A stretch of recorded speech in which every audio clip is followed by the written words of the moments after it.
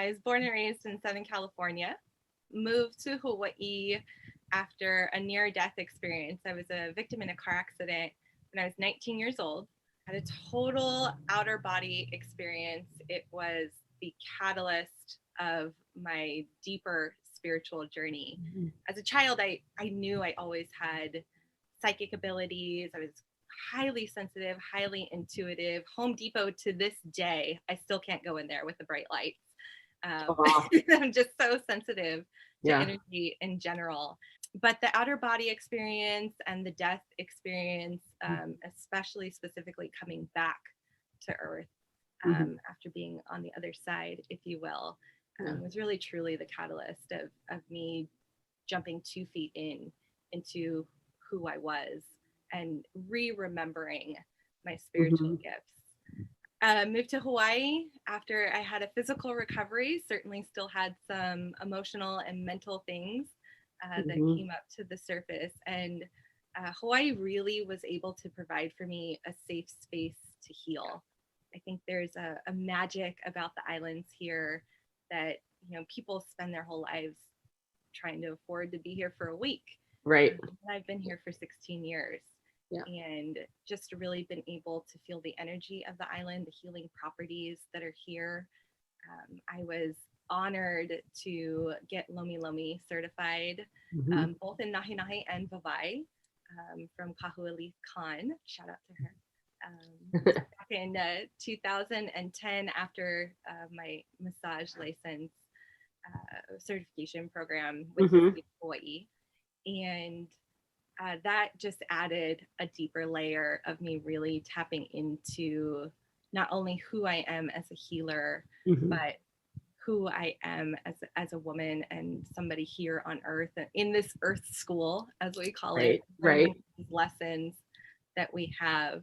Some fun facts. I'm a huge hockey fan. 1993 Ducks since the day they started. Grew up practically in Disneyland as my backyard. Athlete since I was 3, did all the things, basketball, softball, swimming, and just really has had a blessed life in being really active, surfing, swimming, scuba diving, hiking, traveling. But I have an introverted side too, and I am often the one that's curled up on the couch with a hot cup of tea in communion with a good book. So I kind of peter that line of being the social butterfly extrovert, but then it's probably the healer in me, needing time to reset and rejuvenate and just kind of have some alone time in the corner in my favorite chair. Nice. And tell us about your, I guess, I like to think of my kids as my proteges, but tell us about your little one. Yeah, so I'm also a mother of 1 human and 1 rabbit. Our rabbit Rogue, I'm so grateful for her because she just brings such a grounding energy to the house and reminds me of my sassy side. For 2 pounds, the amount of attitude that's in that little thing is out of control. But my son, actually, to add a little bit more about me, part of my car accident injuries was I had internal injuries, and I was told by multiple doctors for over a decade I would never be able to have children because of the injuries that I sustained. And 4 years ago, gave birth to a beautiful, healthy boy. Pregnancy was not my best friend. I did not have a Beyonce moment with a photographer. Was challenged and navigated a lot of PTSD that I didn't anticipate, depression, anxiety. It was really just the loss of control of my body. If you think of how quickly a woman's body changes in such a short amount of time, internally, it's quite overwhelming. It's quite magical as well. Right. But for me, I didn't have as enjoyable and empowering of an experience. It was more another opportunity for me to really look at my wounds, probably from my car accident, but also some childhood in there too, and generational of navigating how to heal those layers. And the pregnancy facilitated some extra healing for me. Right. So Kes has really made a magic. He's he's got indigenous blood in him. His dad is a lot Hawaiian. A percentage, I feel like, doesn't matter. If you're Hawaiian, you're Hawaiian. Yeah. And so he's, got this healing blood in him and this indigenous blood in him, and came from a circumstance that wasn't ever Western medical supposed to be. So I really just love his soul spark. He's an old soul. He's one of my greatest teachers already. Right. Certainly can't wait to see what he's going to do in the world. I totally relate. I feel the same way about my kids too. I feel like they are teaching me more than I can teach them, honestly. And oh yeah. When Reef came into our life, I was just like, whoa, like he helped us grow up and like taught us what, parents that we wanted to be. We didn't even know we wanted to be these types of parents, and just like cracked us open and got rid of all expectations and blocked out all the societal noise and just focused on love and just really coming from a place of like, what is best for him, not what does everyone else say is best for him. So it's this I can relate to that. And even just like me going back home to heal in 2012, that was when I decided I needed to go fly back, meet Rod and I back from California, back to Hawaii. And that's when my body was going through like its worst physical things. So I understand the healing properties of just being there and like letting that just nurture you.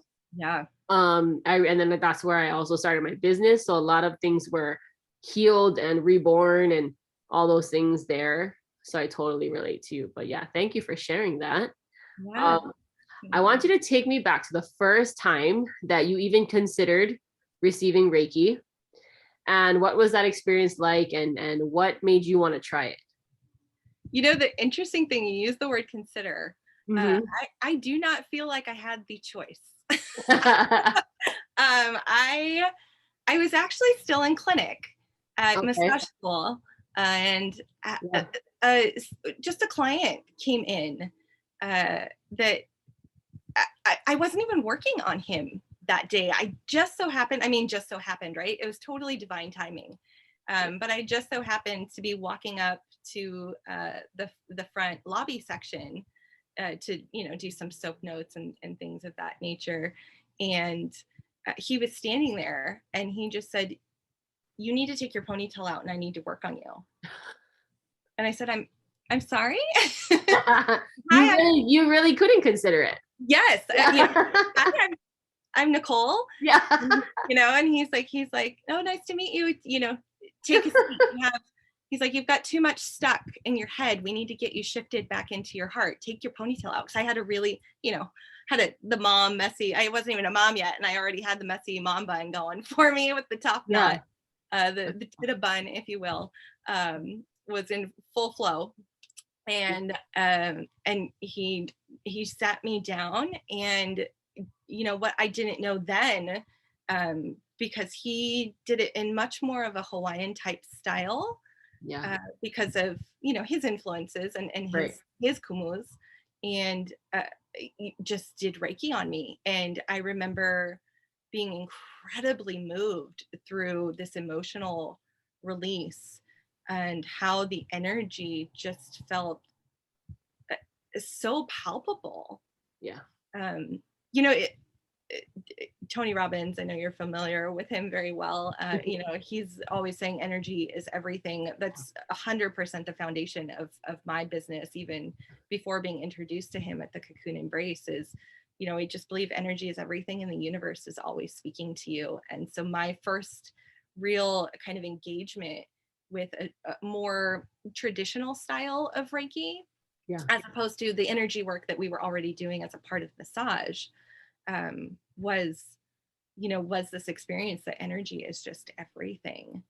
And like when he was doing it, how long did it take him? And like, were you just sitting there on the chair, and then did you just? Yeah, I was just in a lobby chair in the little front section of our clinic, and he just had me take my hair down. It was my first true exposure to how important our hair is a reflection of our crown chakra. Yeah. And how connected it is. Yeah.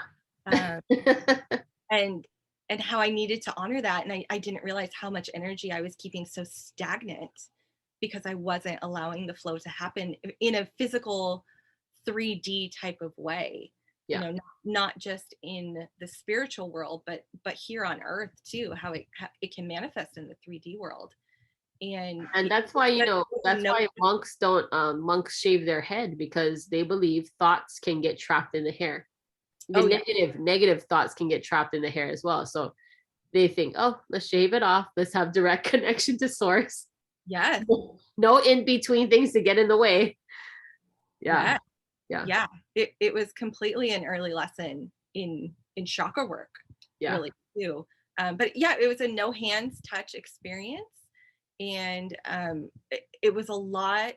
I mean, the goal was to, help shift energy out of my head, out of that logical masculine core type energy, and to get me really down into, my truer nature and my essence, which I lean more feminine core energy.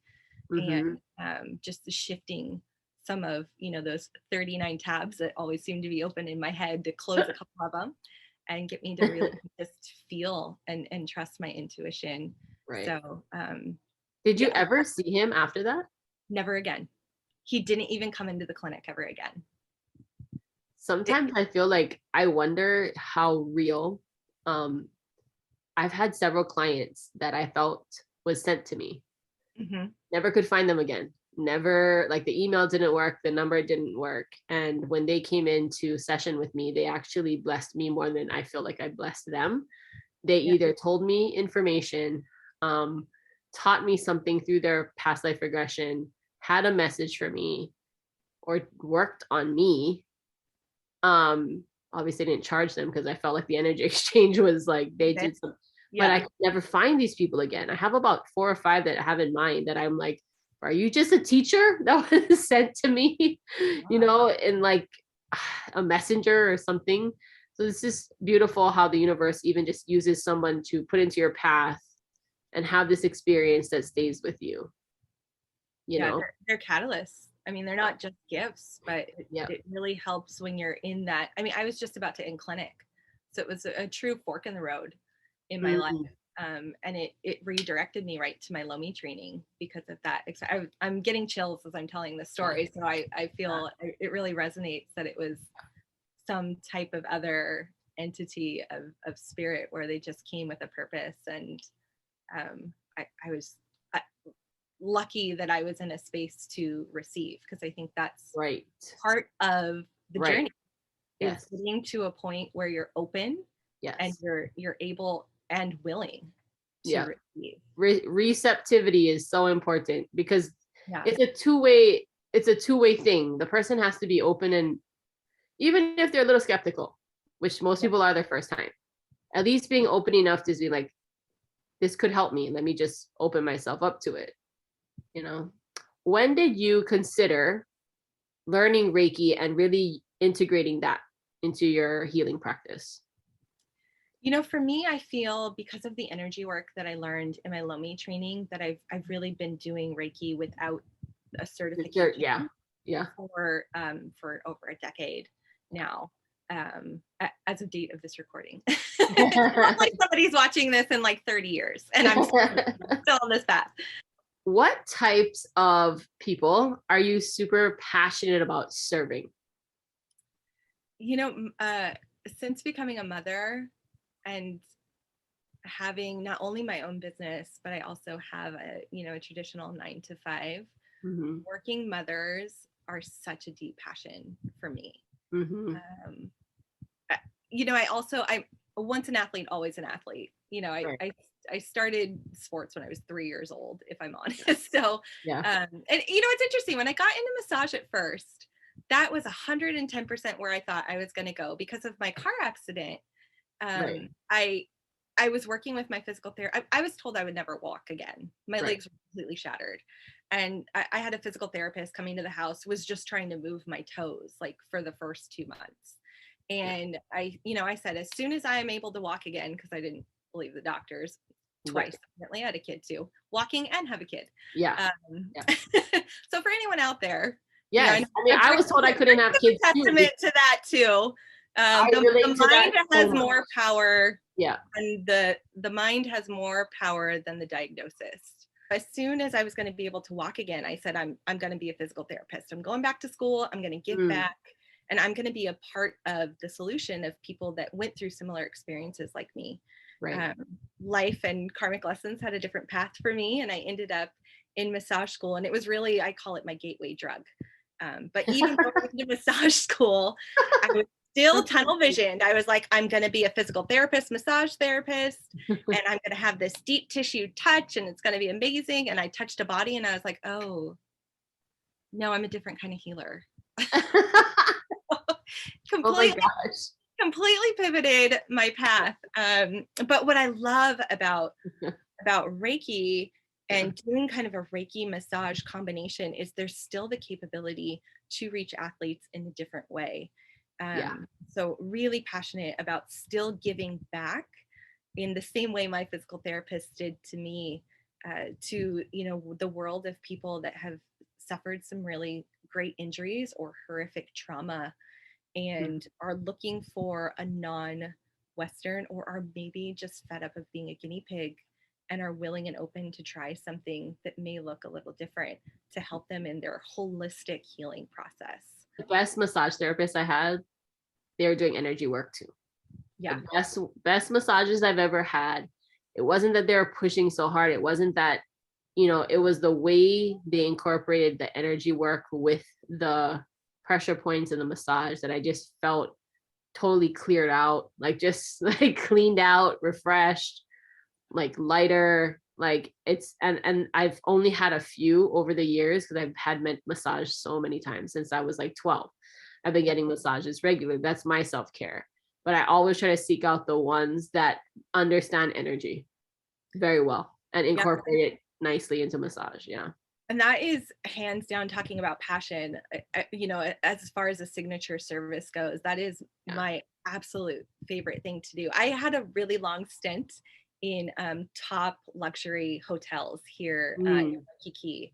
And it didn't quite make sense to me, that chapter of life. And now being able to pull kind of all of my tools from a toolbox, I love having the opportunity to do a Reiki massage session and being able to incorporate some of those spa-like elements that just add a level of luxury. And for, you know, moms, dads, even that are out there that are, you know, looking for that combination of really getting some deep energy work done, but also just kind of exhaling in a little bit of elegance, having, you know, a hot towel under your neck and just getting a, you know, really beautiful either foot or neck or head or scalp massage at the end of their. The scalp massages are just so good. Oh my gosh. I feel like everyone needs like game changer. Yeah. Like everyone, especially if there's like stuff stuck at your crown too, right? Like getting a good scalp massage. Like I always just tip my hair lady, like just do your thing. I'll give you an extra $20. Right. You know what I mean? Like as you're shampooing my head, like just, you know, like we need that. We need that to be kind of cleared out and activated and all of those things too. So it combines the, you know, like the spiritual energetic side with like we were talking about earlier with the 3D, you know, with the reality. We are, you know, having this human experience as higher beings, but we're human at the end of the day, you know, and so you have to physically move the energy here too, whether it's through, you know, I always say like the 3 M's: movement, Mother Nature, and music. Those are like my 3 favorite ways to shift energy. There you go. That's nice. Yeah. Yeah, you have to do it here in the 3D world too. But you know, that's what I love about being able to combine all of my tools, is I get to touch, you know, kind of the external world and the internal all in one shot. So and great for you doing the self-care. I mean, talking about working moms like we were earlier. Yes. I just love being able to, and for me, if somebody, I had really really deep, dark challenges with postpartum. I, you know, to some extent, I feel it's hard to say it as a Reiki healer because I'm not sure if I believe it as a Reiki healer, but as a mom and a human, I still feel that there's some element of it caught in my bones. And maybe there is, you know, and that's another layer that I need to continue to work through and heal. But, you know, it's a real thing. And being able to, you know, not only necessarily working moms, but 4th trimester, I mean, that can last for years for folks, depending on how your body and your energy respond. So I'm glad you I've found worked with so many people and like dealing with postpartum, and they didn't want to go take the pharmaceutical drugs. They wanted to really find a tool to help them. And so they would get Reiki, and then eventually a lot of them wanted to learn. Yeah. Because they wanted to use it for themselves and their kids, right? So it's just, yeah, it's a big tool that not enough people are talking about for postpartum. Like this should be part of it, you know? And yeah. I'll share with you. I mean, it's intimate for me to share, but out of the sake of being vulnerable, I went through about 4 different drugs, brands, and at least 6 or 7 dosages of each one, working with a psychologist and a psychiatrist. And I think that was part of me being caught in the cloud, was I didn't remember who I was as a healer, because I was so trapped in what I was experiencing in my body, and I got disconnected, if I'm honest. I'm a massage therapist that loves massaging pregnant women. I did not get a massage during my pregnancy. So needless to say, I was impacted by some other circumstances going on. But yeah, it's amazing to be able to have the opportunity now with the Reiki certification under my belt too, to combine everything and just provide this exhale for folks. You know what's so funny? Like, as we're doing this, I hear my 2 littles like screaming their head off downstairs with dad. But I'm like, this is what she means. Like, mothers have to do this thing and worry about the babies and the family and balance everything and stay focused. And usually in the 4th trimester, it's hard to focus because you're not getting enough sleep. Right. You kind of nourish your body. If you've had a hard pregnancy or C-section or whatever, your body's still trying to heal. People don't talk about that. Right. When I had 2 C-sections, and it's like, people don't, like, that's surgery. Like, your body's trying to heal. Yeah, it's all the layers that they go through. You gotta feed this thing. You're the only food source for this thing, right? And your body. So it's like, it's already bad enough to recover from surgery. No one's saying it like that, but it's already hard enough to recover from surgery. Imagine giving somebody a baby and saying, feed it. Yeah. As you're recovering from surgery. Like, people don't give moms enough credit for that. And it's like, oh, and you're not going to sleep that much. You're going to be recovering from surgery, not sleeping that much. And you have to be the sole food source for this little thing. Good luck. Right. You know, and some moms don't have a partner that's really helpful. You know, some people don't have partners, and some people don't have partners that are helpful. Yeah. And so that's a whole nother layer too. So I'm really happy that you're providing service. And if you're a mom, go see Nicole. Go just schedule your every other week or monthly self-care, you know, put it in there. Your family will thank you that you'll have this. It's about worthiness. And that was the lesson that I had motherhood really catapulted me through. Was remembering that I'm worthy of it. It's not selfish, it's self-prioritizing. Right. And it's an old saying, and it's kind of cliche, but you really can't give from an empty cup. Yeah.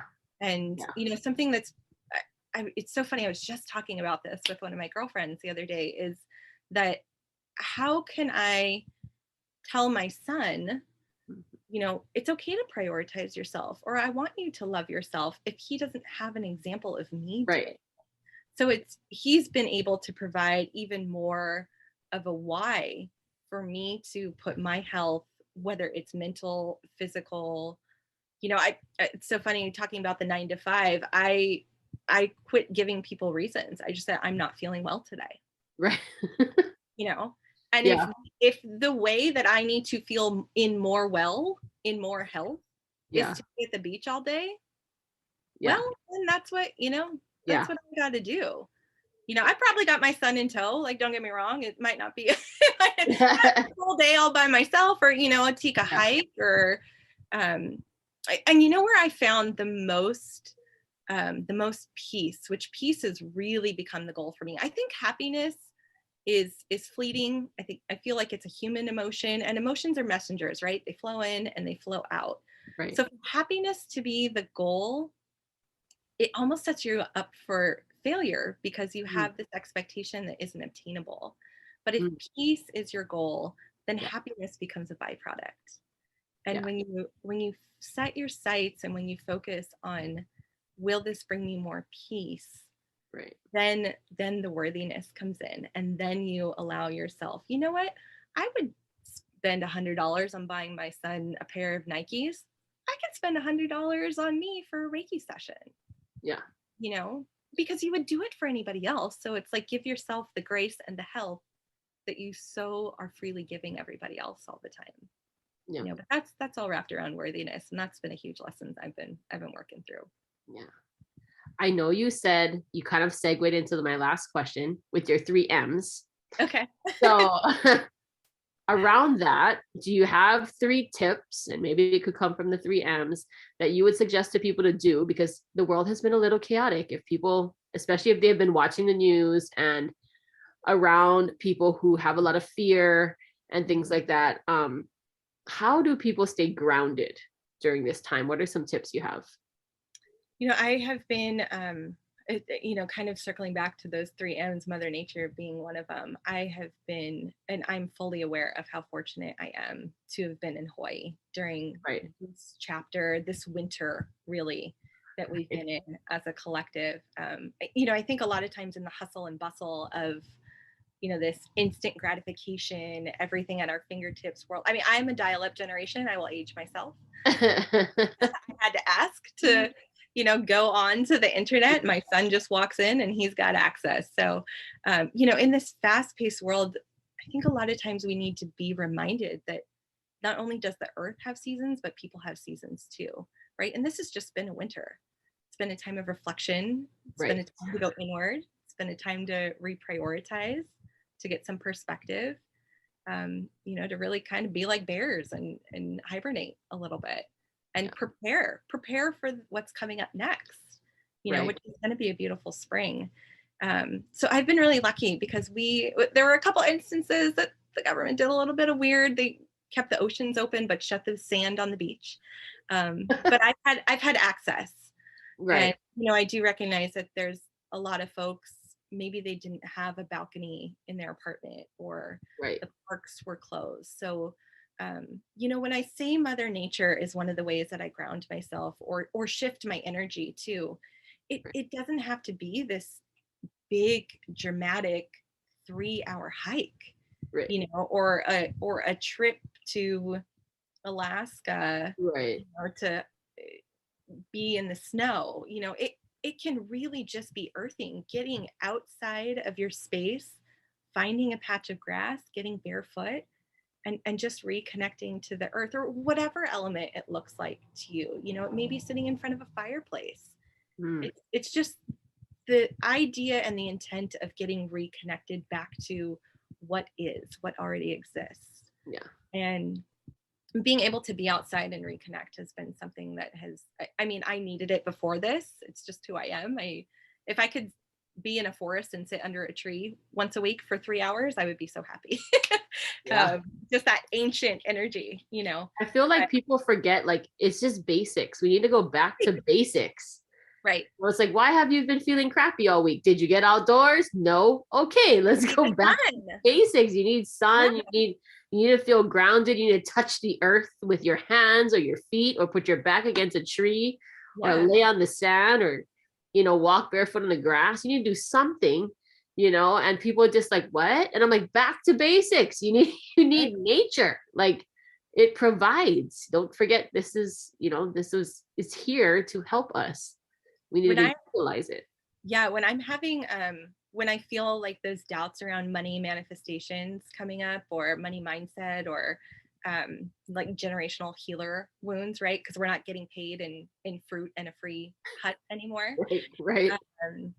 You know, that energy exchange is different in the modern world. I will go out and just replant my aloe plants just to get my hands in the earth. So it, you know, like I said, it doesn't have to be this extravagant thing. I every morning when the sun rises over our fence, I just stand in the sun, completely just, you know, just feeling and soaking in the vitamin D. And again, recognize that not everybody has access to that, but again, it's the intent of just reconnecting and getting back to the foundation, not necessarily being anything dramatic.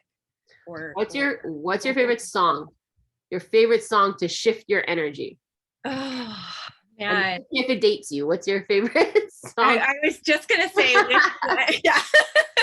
Do I let them know I'm still hip, or like, let me think of like a couple different ones. Yeah. right? One of my absolute favorite ones as far as reflection goes, and this may be controversial, but it's Michael Jackson, Man in the Mirror. Okay. It helps you reflect that energy, that song. Yeah. Yeah. Just